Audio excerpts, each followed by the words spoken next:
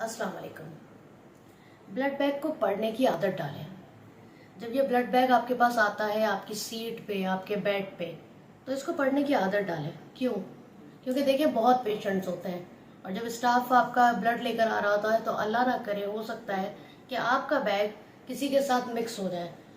Bag के ऊपर mention होती है तफसीलात, वो जैसे कि क्या पेशेंट का नाम क्या है, पेशेंट का MR number, medical record number क्या है, जिसमें आम जबान में मैं कहूँगी कि फाइल नंबर लिखा हुआ होता है आपका। फिर इसके बाद उसमें लिखा होता है कि आपका वो क्या है, ब्लड ग्रुप क्या है, डोनर का ब्लड ग्रुप क्या है, ये डोनेशन कब कलेक्ट हुई थी और कितने दिन पुरानी है, ये रेड ब्लड सेल है, होल ब्लड है, या फिर ये WBC या जो भी जो आपको लग रहा होता है, प्लेटलेट, प्लाज्मा, जो भी होता है वो सब मेंशन होता है।